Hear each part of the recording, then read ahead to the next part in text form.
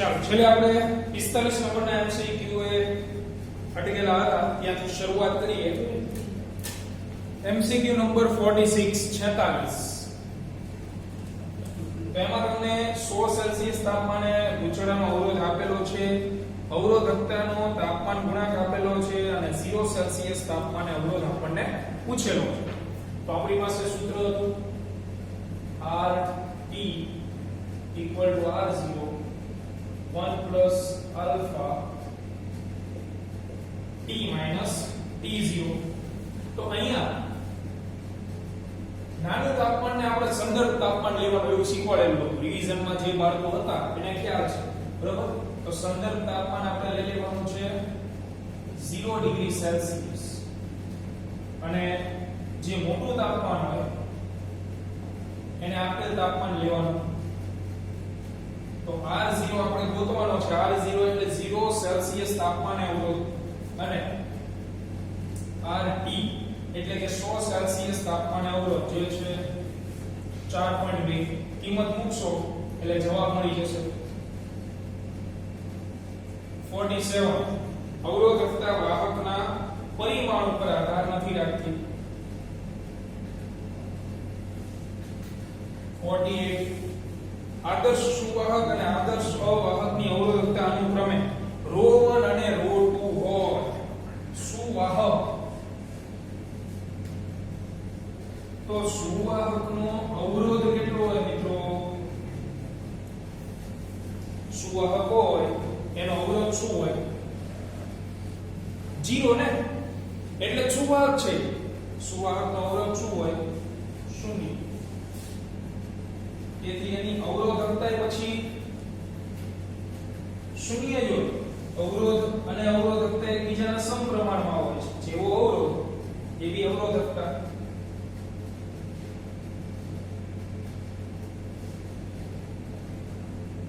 અવરોધકતા પણ 0. અને અવાહકની વાત કરીએ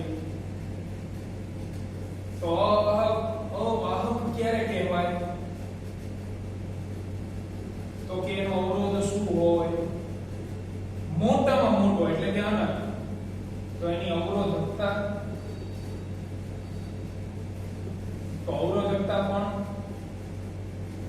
પણ અનંત ગણી શકાય.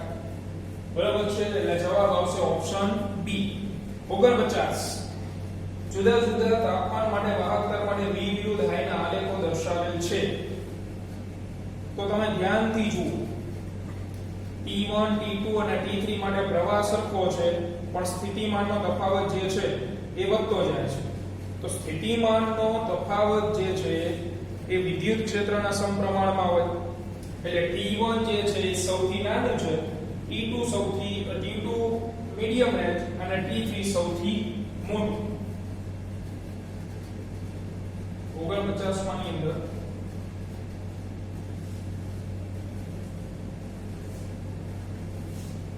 જે આલેખો આપેલા છે ને એના આ પોઈન્ટ સમાન છે.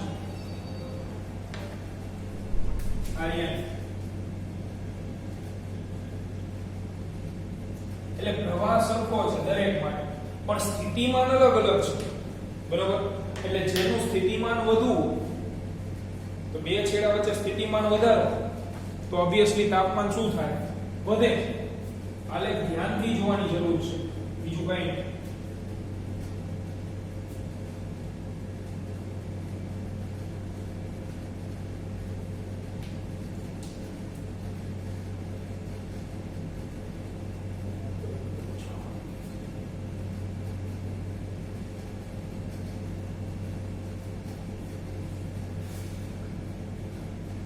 વાહકના બે છેડા વચ્ચે પોટેન્શિયલ ડિફરન્સ વધે એટલે વાહકનું તાપમાન પણ વધે. બરાબર છે? તો આપણને જે આલેખ આપેલો છે એ આલેખની આપણે વાત કરીએ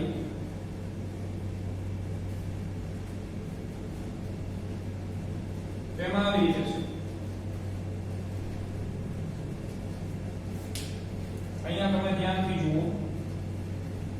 પોઈન્ટ સરખા છે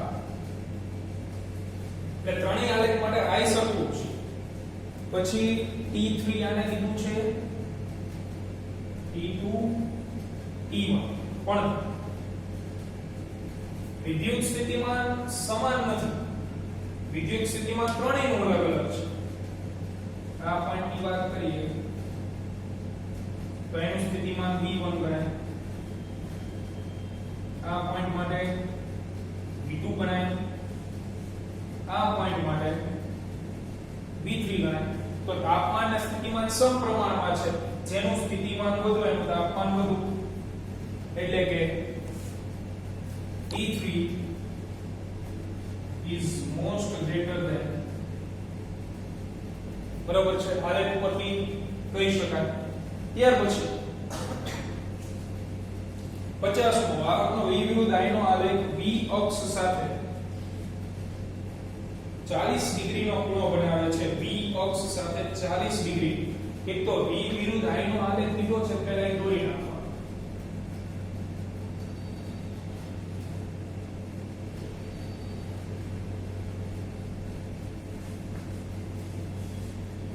તો જેમ y વિરુદ્ધ x નો આલેખ કે તો y અક્ષ તમે ઊભી લો ને x અક્ષ આડી લો ને એવી રીતે v વિરુદ્ધ I કે ને એટલે v અહીંયા લેવાય, I અહીંયા લેવાય. એનો આલેખ v અક્ષ સાથે, v અક્ષ એટલે જે અક્ષ ઉપર સ્થિતિમાન છે ઊભી અક્ષ એની સાથે 40 ડિગ્રીનો ખૂણો બનાવે છે. એટલે આલેખ સુરેખ જ છે પણ અવરો ખૂણો 40 ડિગ્રીનો આપી દીધો છે. તો વાહકનો અવરોધ કેટલો છે? અવરોધ એટલે વાહકનો અવરોધ એટલે ઢાળ, અને ઢાળ બરાબર આપણે લખીએ છીએ tan થીટા. હવે જો આ આલેખની અંદર આટલા ભાગની વાત કરું તો આ ભાગને શું કહેવાય? Delta v. કારણ કે આ ભાગ શિરોલંબ છે, શિરોલંબ એટલે ડેલ્ટા v, અને આ ભાગ થાય ડેલ્ટા I. તો delta v upon delta I એને જ કહેવાય વાહકનો અવરોધ R. ઓહમના નિયમ મુજબ R બરાબર V upon I. હવે જો મારે આ જોતું હોય તો આ આલેખની અંદર tan વિધેય લાગુ કરી દઉં, સામેની બાજુ છેદમાં પાછળની બાજુ એટલે મળી જાય. તો એની અંદર આ ખૂણો મારે ગોતવો પડે. તો આ ખૂણો કેટલાનો હોય મિત્રો? 50 degree. So R is equal to tan 50. Natural tan માં જોઈ લો એટલે જવાબ મળે. તો tan 50 અહીંયા આપેલું નથી ભાઈ, tan 50 નથી આપેલું, તો પ્રતિ વિધેયનો ઉપયોગ કરી શકાય. જેમ sin બરાબર sin θ બરાબર cos 90 θ લખાય ને, બરોબર? sin નું પ્રતિ વિધેય cos, એવી રીતે tan 50 બરાબર લખાય cot 90 θ. એટલે 90 50. so we can write cot 40. તો cot 40 આપેલું છે તો કે yes એ આપણો જવાબ.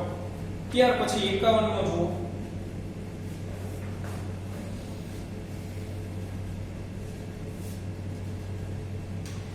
MCQ number 51.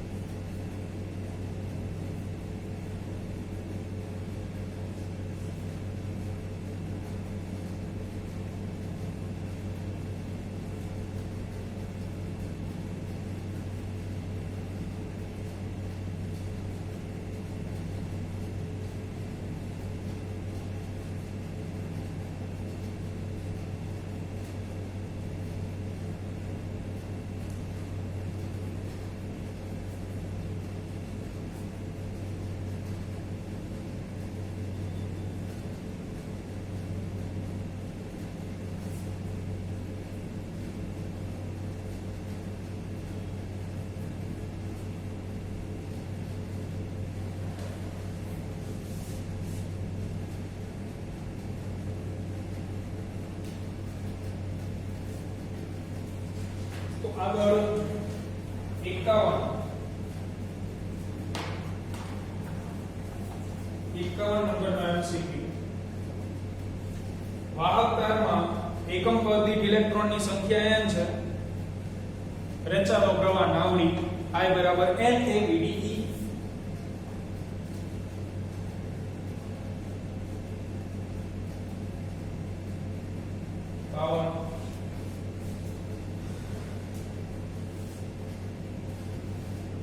સંખ્યા ઘનતા આપેલી છે. બે ક્રમિક અથડામણ વચ્ચેનો સરેરાશ સમયગાળો આપેલો છે. સંખ્યા ઘનતા એટલે 8 ગુણ્યા 10 ની 12 મીટરની -3. બે ક્રમિક અથડામણ વચ્ચેનો સમયગાળો એટલે રિલેક્સેશન સમય ટાઉ. તો ટાઉ આપેલો છે 4 ગુણ્યા 10 ની -12 સેકન્ડ. દળ આપેલું 2.56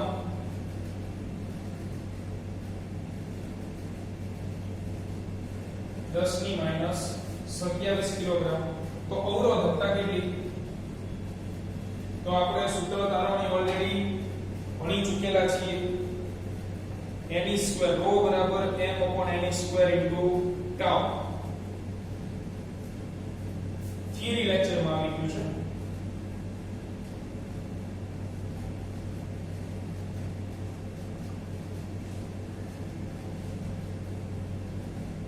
આની અંદર કિંમત મૂકવાની છે. બહુ રેર કેસમાં આપણે એમસીક્યુ આવે, રેર કેસમાં. બરાબર છે. ત્યાર પછી 53 કાર્બનના વર્ણ સંકેતમાં ચોથો પટ્ટો કઈ માહિતી આપ? તો વર્ણ સંકેત વાળી થિયરી આપણે બરાબર આ થિયરીની અંદર કોષ્ટક 1 2 યાદ રાખવાના આવે છે. એ થિયરી આપણે ડિસ્કસ કરેલી જ નથી. એટલે આમાં તમને કદાચ ન આવડે તો ચિંતા કરવાની નથી. ગુજરાત બોર્ડમાંથી તો નીકળી ગયેલ જ છે. એ પણ ચોપ છતાં જ્યારે આપણે મળીશું ત્યારે વર્ણ સંકેતનો એક 15-20 મિનિટનો ટોપિક જ છે. ભણાવી દેશું વર્ણ સંકેત. બીબી રોય બોસ બોમ્બે વાયા ગેટવે. એક કોષ્ટક યાદ રાખો એટલે વર્ણ સંકેત આવડી જાય. એમાં બીજી કોઈ મોટી બાબત હતી નહીં. 55 તો 53 ના આન્સર તમને દે દઉં. 53 માં આન્સર આવે ઓપ્શન સી અને 54 ની અંદર આન્સર આવશે ઓપ્શન ડી. કેવી રીતે? તો એ શીખી લો પછી આવડી જશે. 55 a થી b તરફ જાઓ તો ડ્રિફ્ટ વે. નાવડી પરથી ડ્રિફ્ટ વેગ બરાબર I/NaE. તો ડ્રિફ્ટ વેગ અને આડછેદનું ક્ષેત્રફળ વ્યસ્ત બંધ ધરાવે છે. એટલે ક્ષેત્રફળ વધે તો ડ્રિફ્ટ વેગ ઘટશે. 56 મોબિલિટી પૂછી. મોસ્ટ આઈએમપી મેં જ્યારે તમને પેલું પેમ્પલેટ મોકલેલું છે સૂત્રો વાળું એમાં પણ લખેલું છે મોસ્ટ આઈએમપી એમસીક્યુ મોબિલિટી હતી VD/E. એ મોબિલિટી આપણે કહેતા બરાબર. અને બીજું સૂત્ર જમણી બાજુનું હતું σ/Ne. બહુ મહત્વના એમસીક્યુ મોબિલિટી. વારે ઘડીએ થિયરી લેક્ચર્સમાં પૂછાઈ ગયેલી વસ્તુઓ છે.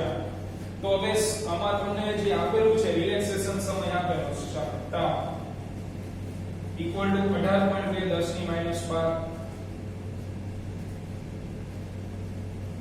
સેકન્ડ.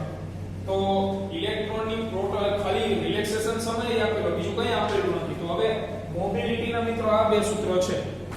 તો શું કરાય આમાં? આ તો ઉપરાંત કોઈ હિસાબે, કારણ કે નથી ડ્રિફ્ટ વેગ આવ્યો, નથી વિદ્યુત ક્ષેત્ર આપ્યો. એટલે આપણે પસંદ કરશું મોબિલિટીનું σ/Ne વાળું સૂત્ર. હવે પ્રશ્ન અટકે છે કે આમાં રિલેક્સેશન સમય આવતો નથી. તો ધીરજ રાખો એટલે બધા પ્રશ્નોના જવાબ મળે. જો સિગ્માનું કોઈ સૂત્ર મગજમાં હોય જેમાં રિલેક્સેશન સમય આવતો હોય એવું કઈ, તો આ એમસીક્યુ સોલ્વ કર્યો આપણે રેર કેસ વાળો. એમાં rho નું સૂત્ર છે તો સિગ્માનું શું થાય? તો rho નું સૂત્ર આપણી પાસે શું છે? m/ne² square tau. અને યાદ જ રાખી લો, જ્યારે તમને રિલેક્સેશન સમય આપેલો અને અવરોધિતતા શોધવાનું કે તો આ સૂત્ર વપરાય. આના ઉપરથી હું સિગ્મા જો મેળવું તો સિગ્મા એટલે તો 1 upon rho થાય. તો 1 upon rho યાની આ વ્યસ્ત n e square tau upon m. એટલે આ આપણને સિગ્મા મળી ગયું. સિગ્મા જગ્યાએ a પદ મૂકી દો, આલ્યું. તેથી mu equal to સિગ્મા ની જગ્યાએ n e square tau upon m. બાકીનો એમ નામ એટલે 1 upon n e ઉડતું હોય ઉડાડો તો n અને e ઉડી જાય છે, વધે છે એક વખત e અંશમાં વધે, ટાઉ વધે અને m વધે. બોલો હવે મળી જાય કે નહીં? કારણ કે e ની જગ્યાએ 1.6 10 ની -19 મૂકશું. ઇલેક્ટ્રોન માટે પૂછેલો છે તો ઇલેક્ટ્રોન નું દળ મૂકી દઈશું આપણે.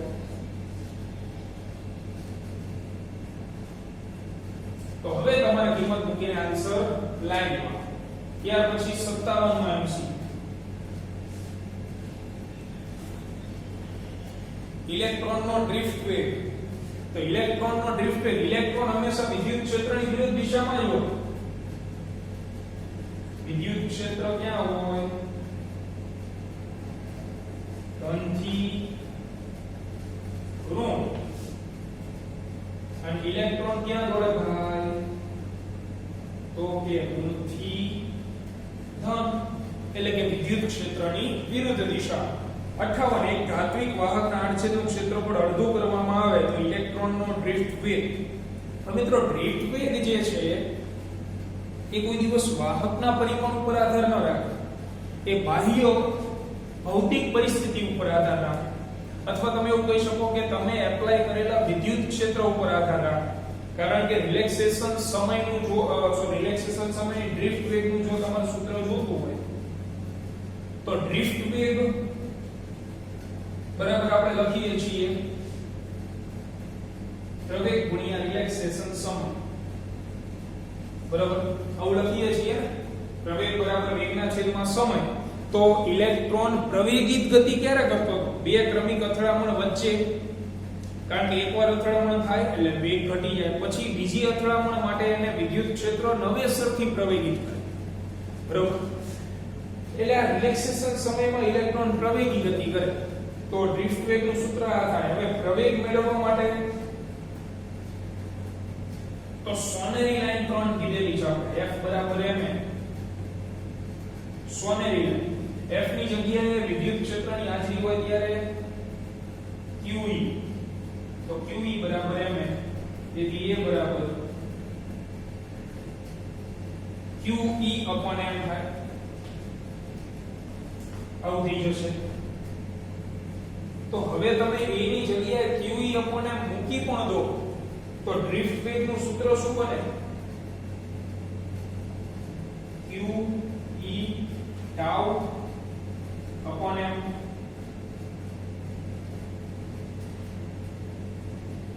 એટલે ડ્રિફ્ટ વેગ આના ઉપર આધાર રાખે અને m એટલે વાહકનું દળ નથી. જે કણ પાસે ડ્રિફ્ટ વેગ છે એનું દળ છે. એટલે કોઈ વિદ્યાર્થી એવું ન પૂછે કે વાહકનું ક્ષેત્રફળ અડધું થઈ જાય તો દળ અડધું ન થઈ જાય, પણ આ દળ ભેગું ગતિ કરતા કણના ડ્રિફ્ટ વેગ જે ડ્રિફ્ટ વેગથી ગતિ કરે છે એનું દળ લેવાનું છે, વાહકનું નહીં. બરાબર એટલે અસર પામતો નથી. ઓપ્શન એ જવાબ આવે.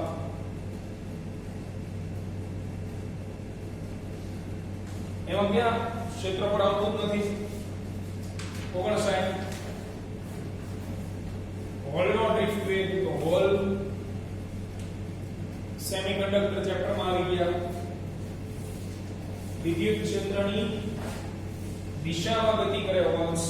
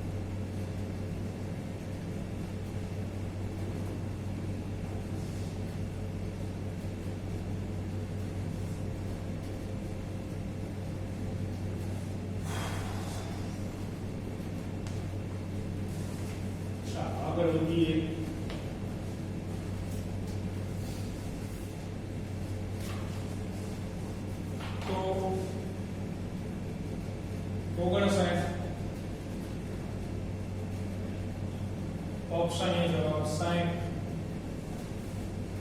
સમગ્ર આડછેદ પર ડ્રિફ્ટ વેગ આપેલો છે તો સપાટી ઉપર પ્રવાહ ઘનતા કેટલી? સપાટી ઉપર પ્રવાહ ઘનતા જોતી હોય તમારે, સપાટી ઉપર પ્રવાહ ઘનતા મેળવવા માટે તો સ્મોલ r બરાબર શું લેવું પડે મારે? Capital R. તો જો હું એવું લઉં તો સ્મોલ r ની જગ્યાએ કેપિટલ R મૂકો.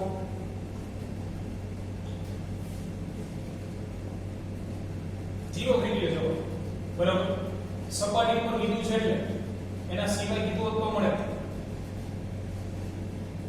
તો ડ્રિફ્ટ વેગ 0 છે તો પ્રવાહ ઘનતા શૂન્ય જ આપવાની છે. કારણ કે I બરાબર નાવડી તો J બરાબર NVDE એટલે ડ્રિફ્ટ વેગ 0.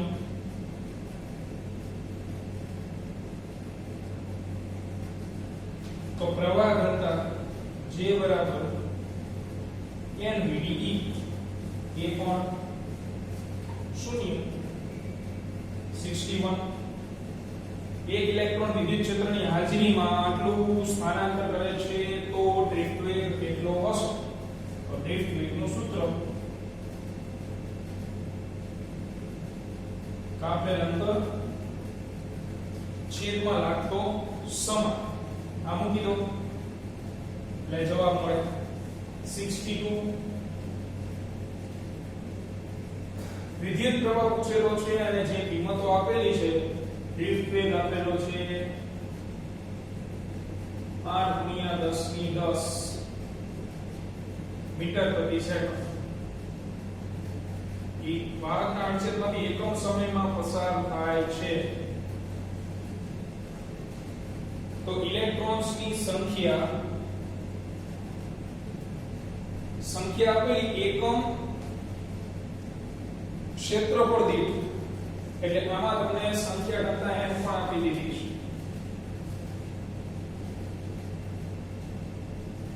ઇલેક્ટ્રોન્સ ક્ષેત્રફળ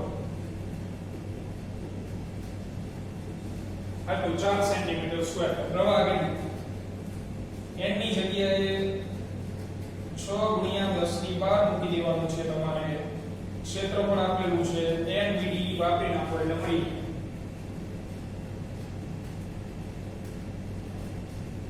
નાવી 63. તાંબાના બે છેડા વચ્ચે પીડી વધારતા વિદ્યુત પ્રવાહ પણ વધે છે. બરોબર. તો એકમ પદમાંથી પસાર થતા વિદ્યુત ભાર અને વિદ્યુત ભારના ડ્રિફ્ટ વેગ માટે નીચેનામાંથી કયું વાક્ય અચળ કહેવાય? કયું વાક્ય સાચું છે? તો જો તાપમાન વધશે જેમ જેમ એક તો સ્થિતિમાન વધે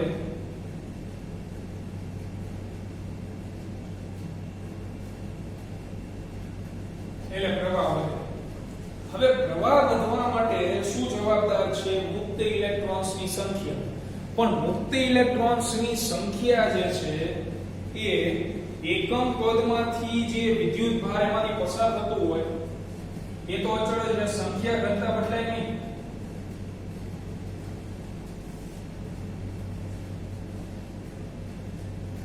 થિયરિટિકલ એમસીક્યુ છે, નો ડાઉટ. સંખ્યા ઘનતા હંમેશા અચળ રહે. પણ સંખ્યા ઘનતા અચળ રહેવા પાછળનું કારણ શું છે? દાખલા તરીકે તમે કોઈ એક ધાતુ લીધી, બરોબર છે? દાખલા તરીકે આપણે લઈ લઈએ સિલિકોન, ચાલો સેમિકન્ડક્ટર લીધી. હવે એની પાસે સંયોજકતા ઇલેક્ટ્રોન્સ કેટલા છે? 4 ટેટ્રાવેલેન્ટ છે, બરોબર? હવે તમે તાપમાન વધારો છો, વોલ્ટેજ વધે છે, વિદ્યુત પ્રવાહ વધે છે, વધતા મેક્સિમમ કેટલા ઇલેક્ટ્રોનને મુક્ત કરી શકે? 4 ઇલેક્ટ્રોનને, 4 કરતા વધારે ઇલેક્ટ્રોનને મુક્ત કરી શકે નહીં. એટલે મુક્ત ઇલેક્ટ્રોન્સની સંખ્યા એક વખત ફિક્સ થઈ ગઈ. જ્યારે મુક્ત ઇલેક્ટ્રોન્સની સંખ્યા ફિક્સ થઈ જાય તો વાહકની અંદર સંખ્યા ઘનતા શું થઈ જાય? અચળ થઈ જાય. પણ જે ઇલેક્ટ્રોન્સ બહાર નીકળ્યા છે એનું સ્થિતિમાન વધવાથી આ બહાર નીકળેલા મુક્ત થયેલા ઇલેક્ટ્રોન્સ જે છે એને લાગુ પડતું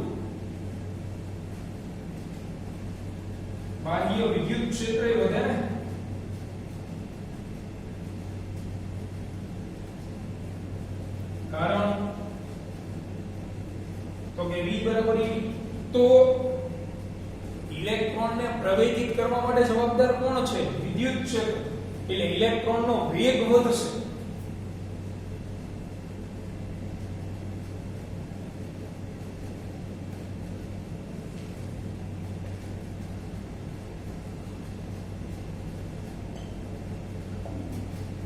તેથી ડ્રિફ્ટ વેગ વધે, પણ સંખ્યા કરતા ન વધે, કારણ કે જે તે ધાતુની લિમિટેશન કે અમુક મુક્ત ઇલેક્ટ્રોન્સ એને આપી દીધા અથવા એના કરતા વધારે મુક્ત ઇલેક્ટ્રોન્સ આપી શકશે નહીં.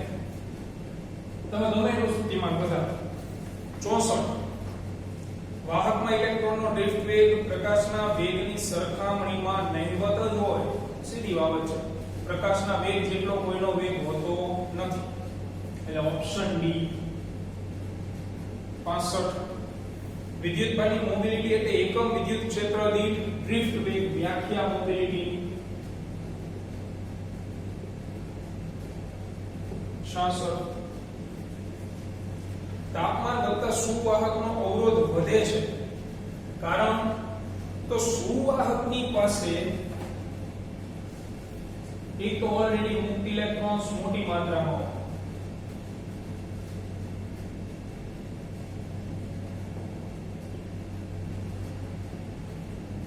જો લોજિક પ્રમાણે શીખવાનું. નો સૂત્ર સુવાહક પાસે મુક્ત ઇલેક્ટ્રોન વધુ પ્રમાણમાં હોય. હવે તમે સુવાહકનું તાપમાન વધારો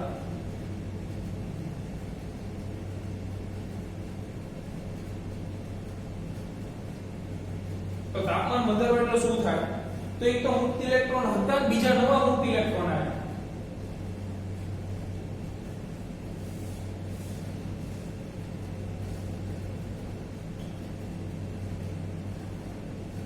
તો નવા મુક્ત ઇલેક્ટ્રોન ઉદ્ભવે તો ઇલેક્ટ્રોન વચ્ચેની જે અથડામણ છે એ સમયગાળો નાનો બની જાય. એક રૂમની અંદર 10 વ્યક્તિ હોય, બરાબર. હવે એ જ રૂમની અંદર એક સાથે 1000 વ્યક્તિ ઉમેરી દેવામાં આવે તો બે વ્યક્તિ વચ્ચેની જે અથડામણ છે એ ઝડપથી થવા માટે, એટલે રિલેક્સેશન સમય ઘટવા માટે ઇલેક્ટ્રોન્સની સંખ્યા વધવાથી તેમની અથડામણ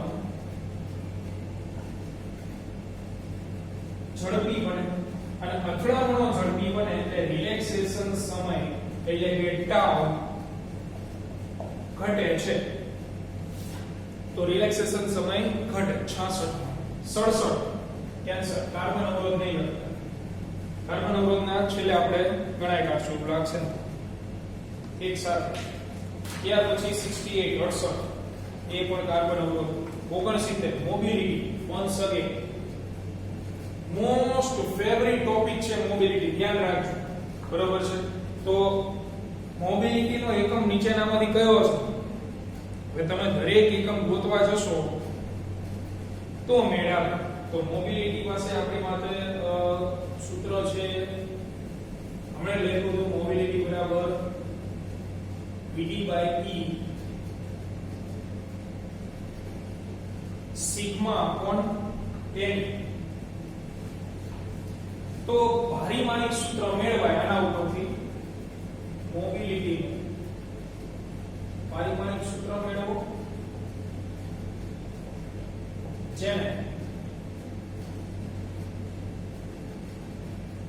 ઓપ્શન્સ સાથે સરખાવો.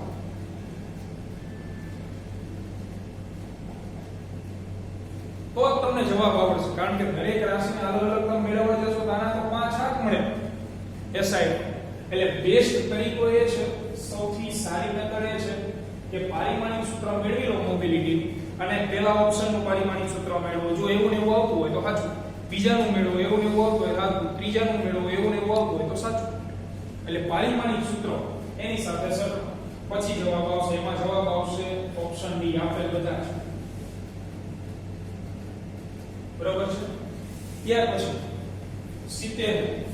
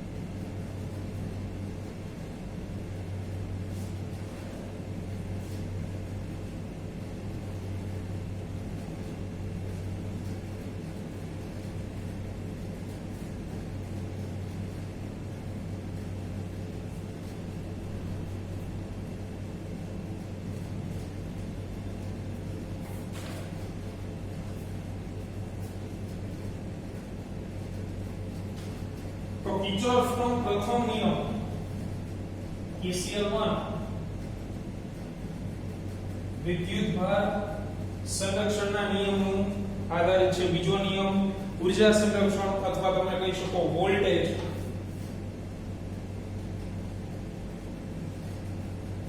બે અસમાન મૂલ્યના અવરોધોને સમાંતરમાં જોડી તેની સાથે બેટરી જોડતા સમાંતરમાં જોડવાના છે. વાહ વાહ વાહ, કામમાં આવે છે. શ્રેણીમાં V વહેંચાય.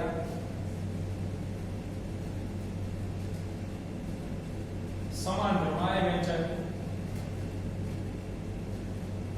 ઓપ્શન જોઈ લો તમારી રીતે. 73 સેમ. એટલે આમાં હું જવાબ તમને લખી દઉં છું પાછો. તો 73 માં જવાબ આવશે ઓપ્શન બી.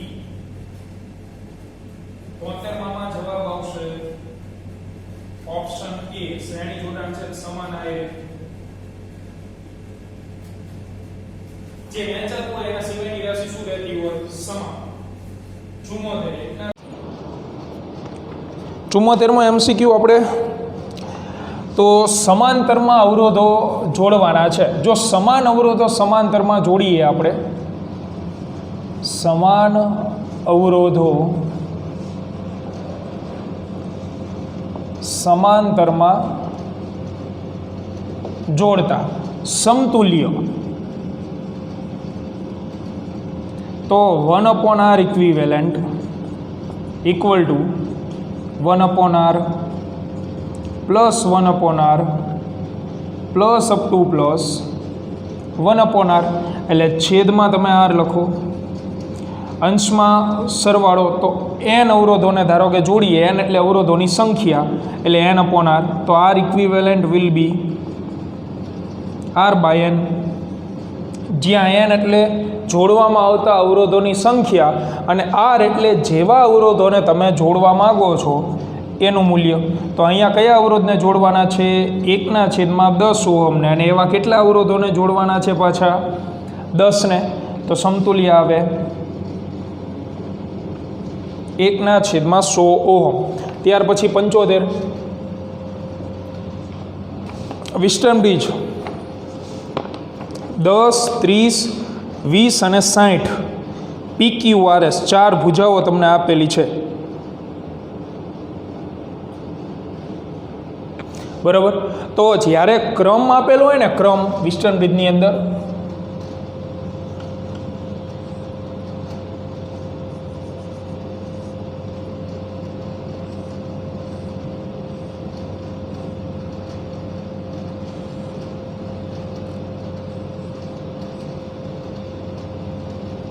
આવી રીતે છે.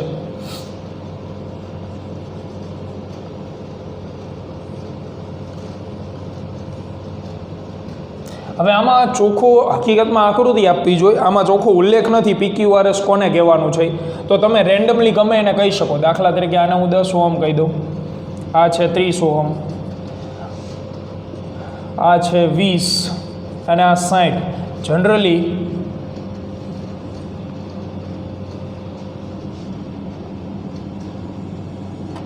સંતુલિત વિસ્ટન બીજ બને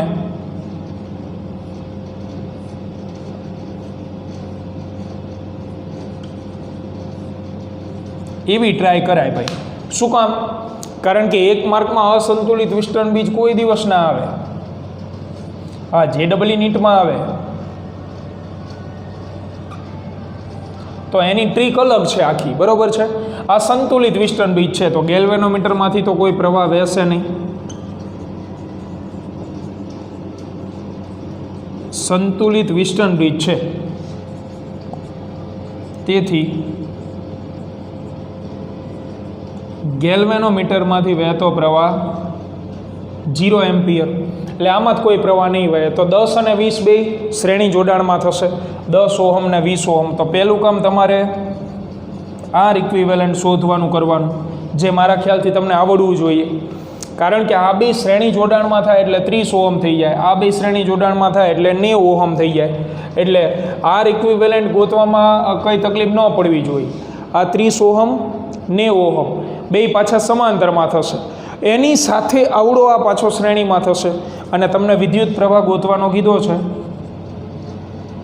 તો કુલ પ્રવાહ બરાબર કુલ વોલ્ટેજ છેદમાં કુલ અવરોધ. કુલ વોલ્ટેજ તરીકે આપણે ઈએમએફ જે આપેલા છે એને લઈ લેવાના રહેશે, બરોબર છે.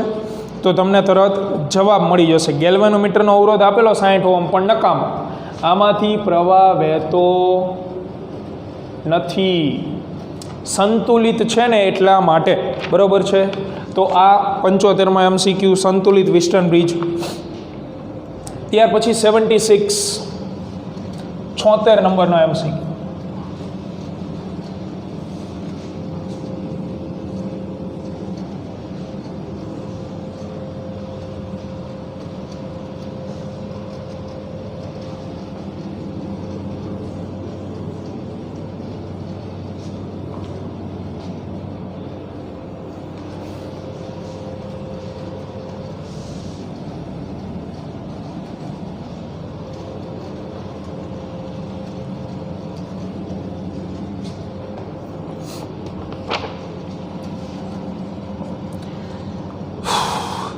શ્રેણી અને સમાંતરનું સમતુલ્ય RS અને RP છે, R સિરીઝ ને R પેરેલલ, જેનું મૂલ્ય આપેલું છે 16, બરાબર.